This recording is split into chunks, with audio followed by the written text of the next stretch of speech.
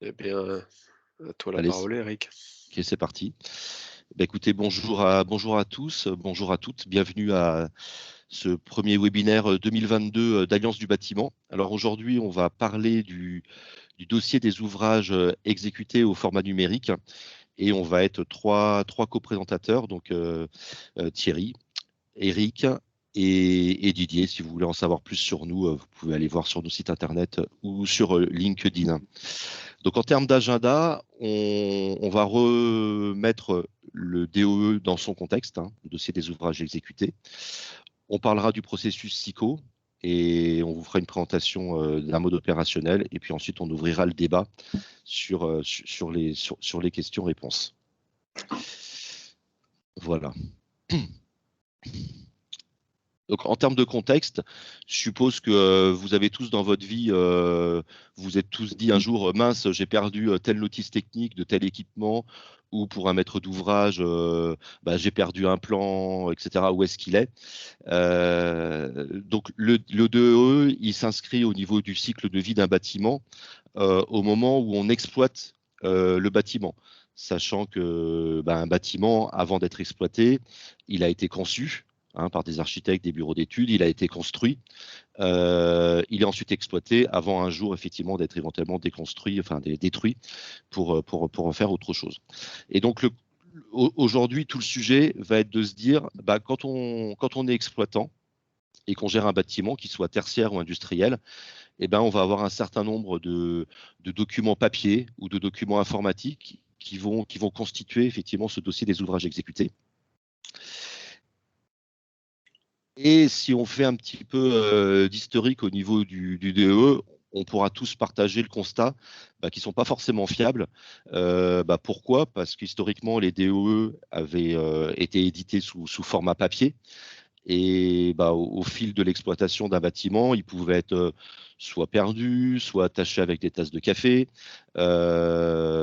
Et donc, c'est jamais évident pour un maître d'ouvrage d'avoir sous la main tous ces documents. Donc, petit à petit, avec l'informatique, les maîtres d'ouvrage ont eu accès à des dossiers informatiques, mais là, ils étaient confrontés à une autre difficulté, c'est quand on commence à avoir 5 000, 10 000 documents, en fait, où est-ce qu'ils sont rangés? Ils sont rangés sur quel ordinateur? Ils sont rangés dans quel répertoire? Voilà, donc toute la discussion d'aujourd'hui va être autour de ce sujet qui va être, comment aboutir à un dossier des ouvrages exécutés, un minimum structuré, avec la participation effectivement de tous les acteurs. Et pour ceux qui sont non initiés au niveau des DOE, vous voyez là, on a remis un petit slide où quand on construit un bâtiment, après sa conception et son exécution, vous voyez, on arrive au moment de la réception de l'ouvrage. Et c'est là où toutes les entreprises consolident au niveau d'un architecte ou d'un maître d'œuvre toute la documentation propre à leur métier. Donc, si on prend un exemple tout très, très, très synthétique, vous voyez par exemple sur les courants forts, l'électricien, il va fournir ses schémas électriques, il va fournir les notices techniques de ces tableaux électriques, de ces groupes électrogènes. Comme ça, derrière, le maître d'ouvrage pourra s'appuyer dessus pour pouvoir exploiter son bâtiment, gérer ses contrats de maintenance, voire éventuellement remplacer ou réparer en cas d'éventuels défauts. Donc, on va passer la parole à Thierry pour parler du processus SICO et de faire une aparté aussi sur Alliance du bâtiment qui vous présente ce webinaire. Vas-y Thierry, tu peux reprendre la main. Eh bien, donc le processus, en fait, Alliance du bâtiment a pour mission de porter un format ouvert pour permettre le numérique transparent et le plus simple possible. Donc, l'approche, c'est de s'appuyer sur la norme qui permet de générer le BIM et d'utiliser les maquettes IFC, donc les maquettes numériques, pour en fait utiliser cette maquette comme un conteneur de données qui permet la géolocalisation et l'organisation et l'accès à l'ensemble des composants du bâtiment. On rajoute une couche de base de données structurée qui s'appuie sur format ouvert OpenDTHX pour générer en fait des données qu'on va greffer sur l'ensemble des objets de manière à pouvoir organiser et structurer l'ensemble des données numériques qui intéressent le maître d'ouvrage dans le cadre de son DOE. Donc, je vais vous montrer comment on procède pour comment dire, générer ces données. Donc, c'est une vidéo. Ah, j'ai perdu mon temps. Donc, je partage. Ouais, il faut que je retrouve. Ouais, une belle plage. Ouais. Donc, Voilà. la page, on va sûrement voir. Pendant que ça va se lance, là, n'hésitez pas à renseigner le chat. Il y a déjà une question pour tout à l'heure. Donc, la vidéo synthétise en fait la présentation, hein. L'objectif, c'est de permettre à tous les acteurs de la construction de participer au processus numérique sans barrière technologique. Parce qu'on sait bien qu'aujourd'hui, les outils numériques, notamment de CAO, sont assez complexes avec des formats de licence, des coûts de licence importants et des formats numériques pour les objets qui ne sont pas transparents et qui ne permettent pas une interopérabilité simple. Donc, l'objet, c'est de permettre à tous les acteurs de participer au processus avec un simple navigateur et un accès Internet. Pour organiser une base de données structurée, on partira de la définition des besoins du maître d'ouvrage, hein, de ce qu'il veut avoir dans son DOE, qu'on peut extraire de la charte BIM, hein, elles sont faites pour ça. On utilise un référentiel qui est une base de données structurée qui va nous permettre de générer les données en fonction des attentes des besoins. On s'appuie sur la maquette IFC comme un conteneur de données. Et on utilise également une GED de manière à permettre la collaboration de l'ensemble des acteurs, hein, donc de pouvoir accéder à la maquette IFC, de renseigner des données et de fournir en fait, donc l'ensemble des entreprises et des acteurs pourront intégrer dans cette base de données l'ensemble des éléments qui constituent le DOE. On voit pas ta vidéo, hein, Thierry. On voit pas la vidéo? Bah, elle avance pas, quoi. Ah oui, mais c'est normal. C'est normal. Elle ne va pas aussi vite que le texte. Donc, les fonctionnalités qu'on utilise pour renseigner la maquette IFC, on accède à un site internet qui héberge l'application open source sico.eu qu'a fait développer Alliance du bâtiment avec ses partenaires. Et donc, à partir de là, on va charger une maquette qu'on a sur son ordinateur, mais qu'on pourra aussi avoir sur la GED, de manière à la visualiser. Donc là, on est dans du banal, hein, on visualise une maquette IFC avec l'ensemble des outils qui permettent de voir le bâtiment sur lequel on va renseigner le DOE.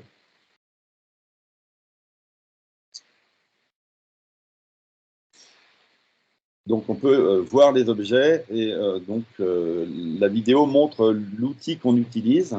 On sélectionne donc ces différents objets et on va renseigner les propriétés de chacun des objets avec les données qui nous intéressent. Donc là, dans cet exemple-là, on sélectionne une porte, par exemple. On peut voir les propriétés qui sont liées à sa maquette IFC telle qu'elle a été constituée au départ. Et on peut ensuite ajouter les propriétés, et c'est là qu'intervient le système de renseignement de la base de données. On accède ensuite, une fois qu'on rajoute des informations, à la base de données structurée, en fait, qui reprend l'ensemble des composants que le maître d'ouvrage a voulu dans son DOE. Et donc une base de données qui est hébergée quelque part, qui permet d'être liée à notre application. Et dans cette base de données, on va sélectionner une nomenclature d'objets. Là, on prend une porte hein, standard. Et on va choisir le type de porte et renseigner l'ensemble des éléments qui concernent cet élément-là. On va pouvoir traiter la question de la résistance thermique, enfin tous les éléments structurels qui nous intéresseront par rapport à l'attente du maître d'ouvrage. Si je parle d'éléments thermiques, c'est par exemple, on pourra utiliser ensuite ces données pour faire des évaluations de consommation d'énergie d'un bâtiment, par exemple, à partir des données qui sont renseignées. Et on ouvre donc, en générant ces données-là, on génère un P7 OpenDTHX, qui est donc notre format ouvert, qui comprend l'ensemble des données, qui permet d'être ensuite extrait pour pouvoir être utilisé dans d'autres applications si on le veut. Donc, les fonctionnalités de notre outil ce que permet de faire un système de visualisation, hein, c'est-à-dire qu'on peut voir les plans pour pouvoir se promener dans la maquette et identifier les objets que l'on peut renseigner ou qu'on peut enrichir hein, au niveau des données. On a ensuite l'accès à la vue en coupe pour pouvoir traverser le bâtiment, hein, aller voir à l'intérieur du bâtiment tous les objets qui nous intéressent. Donc, toutes ces fonctionnalités-là sont celles de visualisation un peu standard dans le BIM, mais qui sont indispensables à l'utilisateur hein, qui veut pouvoir se promener dans la maquette. Et donc, un utilisateur lambda avec une formation facile peut très facilement accéder à l'information et renseigner. L'idée, c'était de permettre aux artisans, aux petites entreprises, hein, en fait à toutes les entreprises, de pouvoir travailler de rentrer dans le BIM, ou en tout cas dans le numérique du bâtiment, avec des outils simples et structurés d'entrée, de manière à éviter, je dirais, la grande pagaille de l'organisation des données qu'on connaît habituellement. Donc on structure d'entrée, en fait, l'information, et on peut accéder donc à tous les objets, là, on utilise la structure IFC pour pouvoir renseigner dans l'arborescence, hein, et identifier tous les objets dans l'arborescence. Recherche par classe et recherche aussi par mots-clés. On peut trouver une porte spécifique ou un coffre-fort avec son nom. Le dernier point, c'est l'accès à la plateforme. Ça, c'est assez banal aussi. Hein. Donc, c'est une plateforme qu'on a fait évoluer avec nos partenaires Accès au BIM, dans ce cas présent, qui permet, à partir d'une GED, de pouvoir charger une maquette et de pouvoir du coup l'ouvrir directement à partir de la plateforme. L'avantage et l'importance de cet outil-là, c'est qu'on va pouvoir charger la plateforme à partir de la GED, la renseigner. La GED va bloquer le fichier pour éviter qu'un autre utilisateur puisse l'utiliser en même temps. Et donc, une fois que le renseignement est fait, on va pouvoir libérer le fichier pour d'autres utilisateurs. Donc, ça permet de gérer en série, en fait, les différentes interventions sans avoir à se poser de questions sur le travail simultané des acteurs. Alors, le travail simultané, ça sera dans des versions à venir, mais pour l'instant, la version opérationnelle, elle est assez simple. C'est notre, je dirais, V0 hein, qui fonctionne. Voilà. Ceci étant présenté assez rapidement.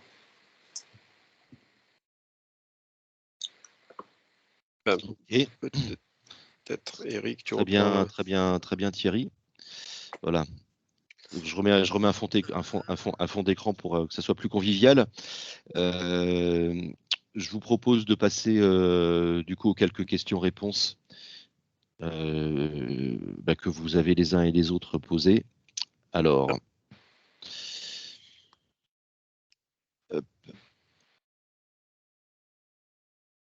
on en avait une là de Jean-Noël. Comment peut-on, pour un bâtiment existant style copropriété, mettre un DOE en place qui sera alimenté au fil de l'eau et des différentes actions de maintenance? Alors ça rejoint aussi une autre question c'est celle-ci. Le DOE est un dossier qui est le reflet de la construction faite au moment de la livraison de l'ouvrage. Il ne peut être amendé avec des informations liées à la vie future du bâtiment ou de son exploitation. Et pareil aussi, le même sujet que pose Yves, est-ce que l'outil est collaboratif permettant de faire intervenir les différents producteurs? Alors non, ça c'est pas tout à fait le même sujet. Sur la même base, c'était celle-là qui était sur le même team.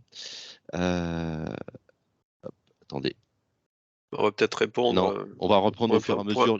point par point, parce que sinon... Il me semblait qu'il y avait deux questions identiques. Donc en fait, là, la question, c'est voilà, le bâtiment va vivre, on a un DO à un moment donné, et comment on va continuer à l'enrichir pendant la vie de l'exploitation du bâtiment. Donc ça sous-entend en fait que la maquette soit accessible sur une plateforme telle que Thierry l'a montré, hein, une GED. Il faut que les acteurs aient les droits d'accès, hein, pour assurer cette mise à jour. Et ensuite, pour faire de la mise à jour, il faut pouvoir accéder aux objets concernés. On a vu qu'il y avait des outils pour retrouver les objets sur lesquels on souhaitait intervenir.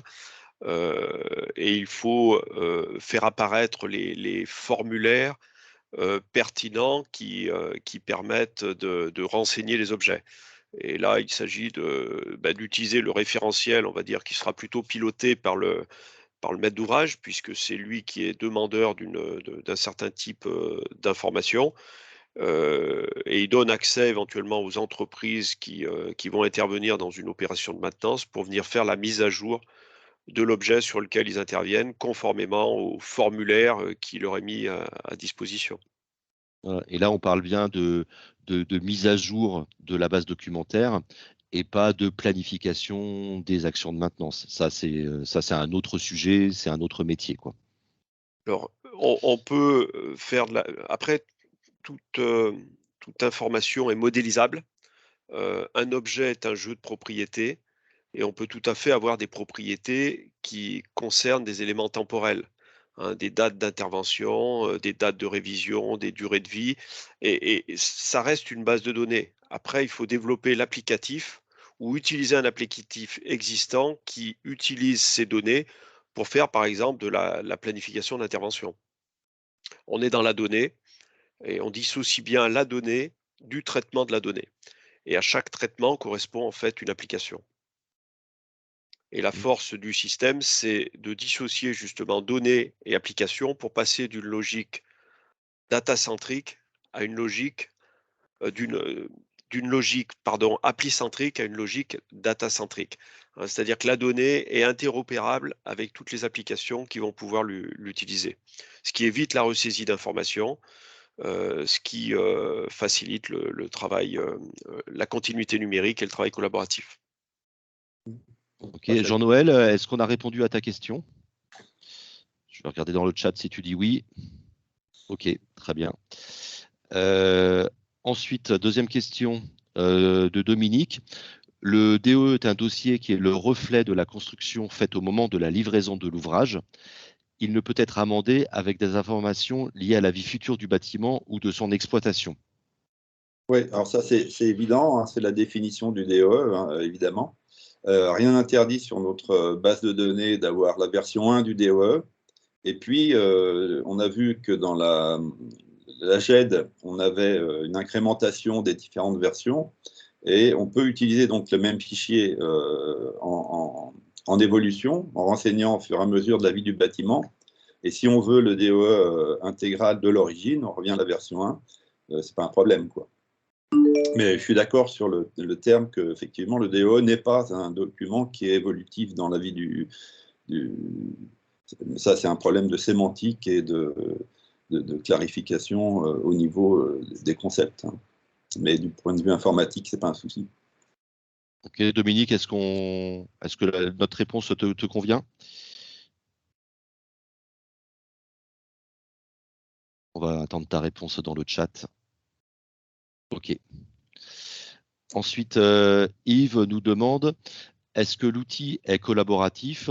Est-ce qu'il permet de faire intervenir les différents producteurs de données sur la même base? C'est effectivement bien l'idée, hein, mais c'est pour ça qu'on associe une GED au principe, hein, puisqu'à partir de ce moment-là, les différents, et c'est pour ça que c'est conçu, hein, c'est pour que l'ensemble des acteurs qui participent au projet puissent intervenir sur la base de données. D'où l'importance effectivement de gérer les autorisations, hein, et d'éviter les multiples saisies en temps réel sur le même fichier. Donc, pour l'instant, hein, on n'est pas encore tout à fait capable de gérer ça, mais ça viendra. Et c'est effectivement fait pour ça, hein. Alors, on pourrait imaginer ne pas avoir de GED et puis avoir un seul fichier où les gens interviennent, mais ça serait très très compliqué à gérer les autorisations et c'est absurde. Donc, enfin, techniquement, on pourrait se passer d'une GED, mais on travaille à ce que ça puisse fonctionner comme ça. Donc, il y a des GED très performantes qui fonctionnent aujourd'hui. On a vu avec accès au BIM, qui est le premier développement qui a été fait avec une GED pour SICO. On travaille aussi avec des GED open source à faire des développements qui permettront de rendre l'accès à ce type de procédé beaucoup plus efficace et à la portée des entreprises moyennes et petites, pour aussi aux architectes, aux cabinets d'architectes qui ne sont pas des gros bureaux d'études qui travaillent avec les outils hyper sophistiqués qu'on connaît aujourd'hui. Oui. D'ailleurs, j'en profite pour reparler de l'ADN d'Alliance du bâtiment, hein. Notre volonté, c'est bien de travailler sur des formats libres et ouverts, hein, pour rendre justement tout ce partage d'informations le plus libre de droit possible. Est-ce qu'on a répondu à ta question, Dominique? Ok. Pardon, Yves, oui, très bien. Ensuite, Joachim, tu nous dis, en général, chaque intervenant fournit sa propre maquette BIM, maquette architecte, maquette plombier, maquette électricien. Les fichiers sont-ils préparés et assemblés au préalable ou les utilisateurs chargent le fichier souhaité eux-mêmes?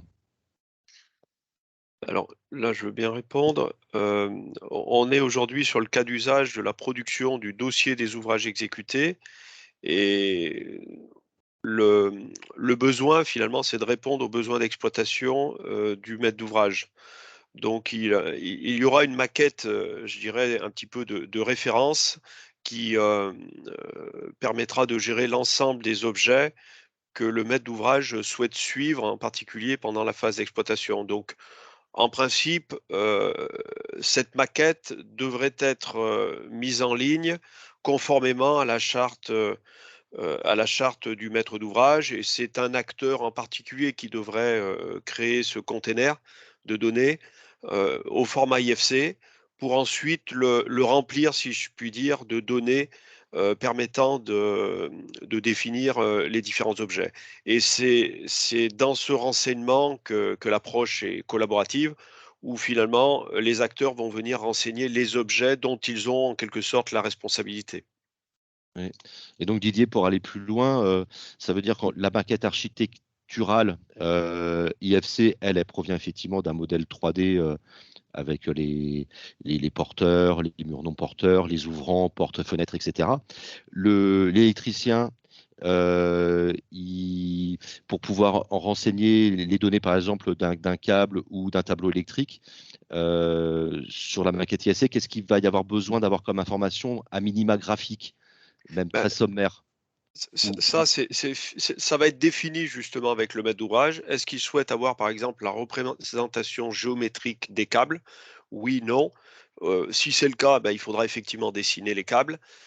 Si par contre, il lui suffit d'avoir une information, on va dire, qui peut être transcrite de manière alphanumérique ou numérique, ça peut tout à fait être, ou sous forme d'image, ça peut être des éléments d'information rattachés par exemple à une pièce ou rattachés à un niveau ou rattachés à un objet en particulier. Et là, c'est ce qu'on appelle la charte BIM, hein, qui va définir la manière de représenter, de modéliser l'information.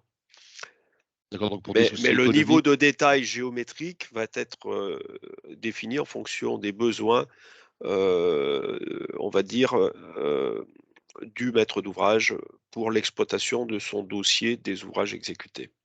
D'accord, donc on peut imaginer avoir par exemple un tableau électrique, avoir un simple rectangle ou cube sur la maquette IFC, et c'est ce cube-là qu'on va venir enrichir avec les données liées au tableau électrique.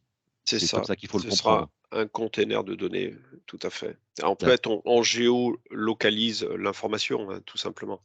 Et après, on peut y rattacher aussi bien des images, des PDF, des plans 2D, des schémas, des synoptiques, l'information qu'on a l'habitude de délivrer dans le cadre d'un dossier des ouvrages exécutés. D'accord. Est-ce qu'on a répondu à ta question, Joachim? OK, merci. Ensuite, Yves nous pose une nouvelle question. Qu'est-ce qui incite les producteurs d'informations à renseigner cette base? Quelles valeurs vont-ils en retirer? Ben, on considère que c'est peut-être Thierry, non, tu peux répondre. Ça fait partie des objectifs et de la mission du client aux entreprises, c'est de fournir les éléments dont il aura besoin pour l'exploitation. C'est pas le fournisseur le fournisseur il doit donner les informations. C'est une manière de lui proposer de fournir ces informations pour l'exploitation. On évolue vers un monde où on a besoin de données numériques pour gérer l'exploitation et optimiser les rendements. C'est-à-dire qu'aujourd'hui, par exemple, avec la crise de l'énergie, on aura besoin de plus en plus de données numériques sur l'ensemble de nos bâtiments pour pouvoir optimiser au maximum les consommations d'énergie. Je prends que cet exemple-là, mais aujourd'hui, il est critique. Et donc, j'imagine parfaitement que les maîtres d'ouvrage vont exiger à l'avenir de pouvoir disposer de ces informations pour pouvoir exploiter leurs ouvrages. Je rappelle quand même que le coût du bâtiment, à 80%, ce n'est pas la construction, hein, c'est l'exploitation dans la durée de vie. Et donc, cette partie-là, maintenant, va devenir critique. Et il y a une valeur ajoutée hyper importante à avoir des données structurées et faciles à utiliser de manière transparente et ouverte avec n'importe quel type d'application pour pouvoir exploiter ces ouvrages. Donc, on change un peu de monde et on n'est plus dans un monde où on veut forcément voir tous les détails et de la communication visuelle. On passe dans un monde où on est dans la donnée. C'est plus abstrait, hein, mais c'est celui-là qui devient critique aujourd'hui. Okay. Il nous reste 5 minutes là pour notre webinaire. J'espère que Yves est OK. Est satisfait de la réponse. Toufik nous pose la question suivante. Qui s'assure de la qualité du DO numérique et comment s'en assure-t-il? Alors là, le travail en fait sur la qualité de la donnée est facilité par l'usage d'un référentiel. Le référentiel permet de lister les informations attendues, un petit peu comme quand vous remplissez en quelque sorte votre déclaration d'impôt. Vous avez un formulaire avec du contrôle de saisie. Et c'est le référentiel, hein, qui permet de faciliter la production d'une donnée de qualité. Et ensuite, comme je disais, on peut faire du traitement sur les données et vérifier a posteriori que la base de données qui représente ce dossier des ouvrages exécutés a été correctement renseignée. Renseignée en termes, le référentiel a été utilisé ou pas. Parce que si le référentiel est utilisé, on se met dans les meilleures conditions pour produire une donnée de qualité. OK. Est-ce que Toufik, est-ce que la réponse te satisfait? J'attends 2 secondes dans le chat. OK, merci. Ensuite, Rami nous demande, nous précise, un DOE BIM a la particularité d'avoir des niveaux, donc je suppose que c'est plutôt LOI, enfin les level of detail, LOD, précis, géométrie, données, documentation. Donc je ne connaissais pas le terme. Est-ce qu'il y a un lien entre le niveau LOIN de la charte BIM ou la convention BIM et la plateforme? Alors, le niveau de détail d'information est défini en fait dans le référentiel. Le référentiel liste les informations attendues. Donc le niveau de détail d'information est porté par le référentiel lui-même. Et on entend par objet un jeu de propriété. Donc on n'est pas dans la 3D, dans la 2D, on est multidimension en fait. À chaque usage de l'information, correspond à une dimension. Et la dimension, derrière, elle est traduite par les applications qui viendront exploiter la donnée issue de cette base de données. OK. Rami, je ne sais pas si... OK, ça marche. Ensuite, on a Dominique qui nous dit « Il y a généralement quelques données qui sont perdues lors des conversions en IFC. Difficile de récupérer un IFC durant l'exploitation pour répartir sur un projet, sur Revit ou autre, avec toutes les données utiles. Qu'en est-il des données composants et 3D de votre solution ?» Alors, la difficulté de récupérer quelquefois de l'information issue d'un fichier IFC, c'est la non-maîtrise de la donnée d'entrée. Le référentiel permet justement de maîtriser cette donnée d'entrée. On maîtrise la sémantique des objets, on maîtrise le nommage des objets, des propriétés, les types de propriétés. Donc on sait pleinement quel est le contenu de cette base de données. Et la récupération n'est rien d'autre que du traitement de données. Si on maîtrise le contenu de la donnée, on est capable de faire n'importe quel traitement. Il y a deux conditions pour pouvoir traiter correctement une information. C'est d'une part que cette information soit connue, donc soit décrite dans un format ouvert et qu'elle soit correctement structurée. Okay. Dominique. OK. Ça marche. Enfin, Britt nous demande, y a-t-il des exemples de formulaires pertinents sur lesquels on peut s'appuyer pour une première expérience? Pouvez-vous nous donner des exemples d'outils pour accéder aux objets concernés? Alors, sur alliance-bâtiment.mydatbeam.com, vous avez accès aux référentiels publics produits par la filière. Je vais vous citer 4 exemples. POBIM, propriété des objets pour le BIM, qui traite du cas d'usage de l'élaboration du dossier de consultation des entreprises. C'est un investissement du plan de transition numérique du bâtiment de plus de 2 millions d'euros qui a fait travailler 300 experts émanant des collèges entreprises, fabricants, maîtrise d'ouvrage, maîtrise d'œuvre, qui a produit un dictionnaire de 3200 propriétés pour décrire 300 modèles de description d'objets. Vous avez par ailleurs le référentiel ABV qui a été également produit dans le cadre du plan de transition numérique du bâtiment. C'est une production qui s'est faite sous la tutelle ou l'animation de l'Union sociale de l'habitat, donc pour, on va dire, fournir le fonds documentaire utile à la conception, réalisation et exploitation de logements collectifs. Vous avez FEDEN qui est plus orienté cas d'usage dossier des ouvrages exécutés pour des ouvrages type industriel ou tertiaire.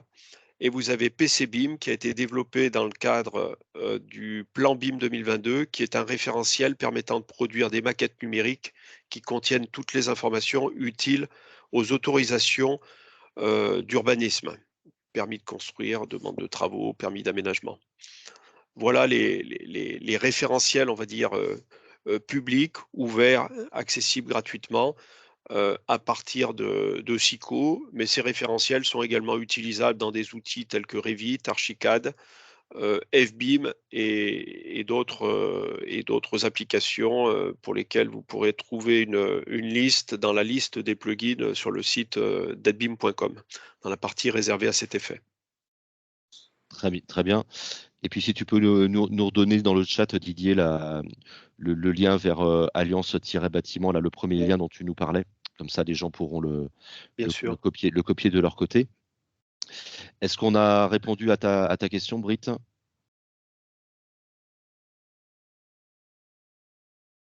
OK. Ensuite, bon, peut-être Jean-Claude, est-ce qu'on a des informations tarifaires sur la solution? J'ai fait une faute d'orthographe à bâtiment. Je vais le refaire. OK. Donc, toi, Thierry, sur,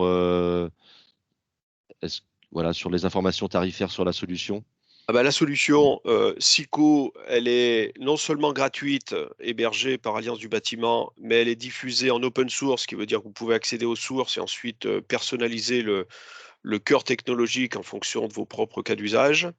Les référentiels accessibles sur alliance-bâtiment.com sont également accessibles gratuitement.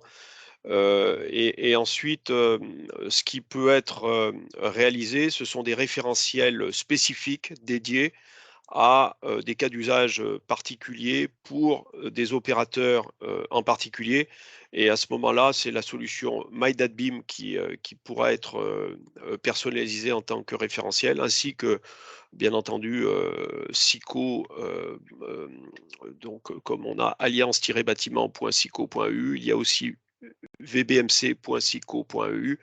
Bon, ben là, c'est du coût à la fois de développement, de personnalisation et puis d'hébergement sur un serveur pour assurer la continuité du service et dimensionner l'infrastructure pour qu'elle réponde à un certain objectif de performance, hein, puisque en fonction du nombre d'utilisateurs simultanés, il faudra dimensionner l'infrastructure en conséquence. Voilà, donc on peut dire que il ne doit pas y avoir de frein financier puisqu'il y a possibilité de faire du BIM SICO, du BIM universel gratuitement et c'est la vocation d'Alliance du bâtiment. Et lorsqu'on veut personnaliser, ben, il y a des solutions, on va dire, qui peuvent permettre cette personnalisation. Si on prend le cas d'un référentiel MyDatBeam, on va dire c'est 1 500 € pour initialiser un serveur dédié. Et ensuite, c'est 3 000 € par an pour assurer la continuité du service avec des systèmes de sauvegarde quotidienne chez deux fournisseurs d'accès, assurer la maintenance qui se doit pour avoir une infrastructure qui soit pérenne et robuste et industrielle. Très bien. Pour synthétiser, en fait, il y a 3 blocs. Il y a des outils gratuits mis à disposition et Alliance du bâtiment les diffuse pour information, formation, etc. Et une fois qu'on bascule dans un usage, je dirais, de type industriel pour ça, il y a les 3 briques nécessaires qui sont effectivement l'hébergement comment dire, des solutions, hein, des serveurs, en GED, d'accès aux bases de données de référentiels, et donc et un ensemble de dispositifs, de solutions, de services en fait. Donc ça, c'est à dimensionner au cas par cas en fonction des usages. Pour une petite commune, par exemple, qui voudrait, sur laquelle on travaille en ce moment, hein, sur un projet qu'on initie, ça ne doit pas dépasser les 5 000 € de mise en œuvre et puis les 2 000 € par an maximum de frais de solution, de gestion, de stockage pour permettre à une petite commune moyenne d'avoir un outil de DOE numérique sous la main, quoi. OK. Donc là, la réponse semble satisfaire la personne qui l'a posée. On va prendre les 2 dernières questions là. Question de Jean-Noël. Quel est le coût ou impact énergétique de la solution? Alors, ce qu'on peut dire, on ne peut pas répondre dans l'absolu. Par contre, le fait d'utiliser un format de données structurées tel qu'OpenDTHX, là, il y a une étude qui a été menée, une étude comparative entre le fait d'échanger des formats géométriques natifs et le fait d'échanger de la donnée structurée en format ouvert. Le ratio, il se situe entre 50 et 100 fois moins énergétique, hein, en termes de poids de données qui est directement lié en fait aux émissions de gaz à effet de serre. Ce qui est un élément important, notamment dans le cadre de l'application de la loi REN, responsabilité environnementale du numérique, qui a été publiée fin 2021. Très Donc bien. ça, c'est un argument qui ne laissera pas insensible un maître d'ouvrage. OK. Et enfin, Christine, OK, donc Jean-Noël nous dit OK. Très bien. Et Christine, pour conclure, nous dit bon, SICO est gratuit pour l'enregistrement IFC, mais pas la partie GED, dans l'interrogation. Alors, effectivement, la GED eh bien, il n'y a pas encore de solution totalement gratuite, mais on a un partenariat avec une plateforme qui délivre sa solution en open source.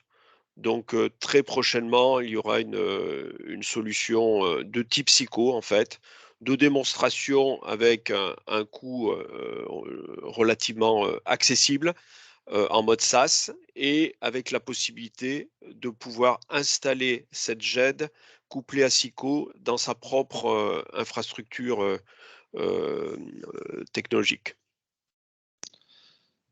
Très bien. Eh ben, écoutez, Christine nous dit que la réponse lui convient aussi.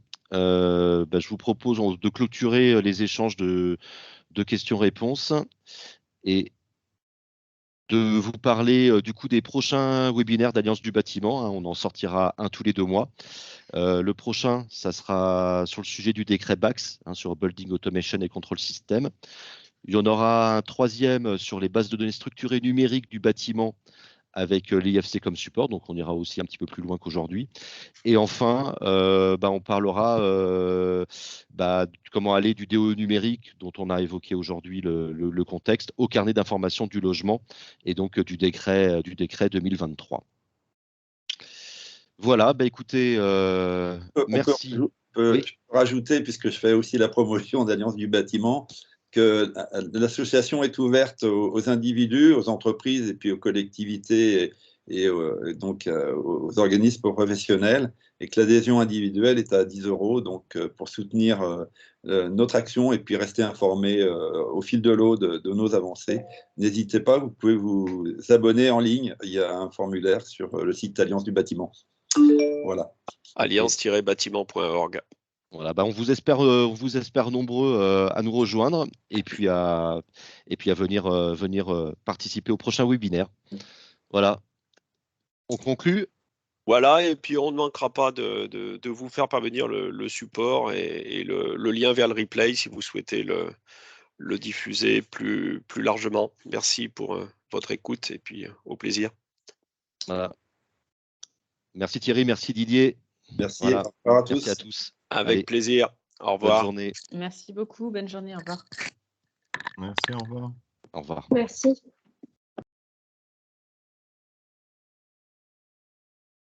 Ok, on peut couper l'enregistrement, Didier. Oui, alors je coupe l'enregistrement. J'arrête l'enregistrement.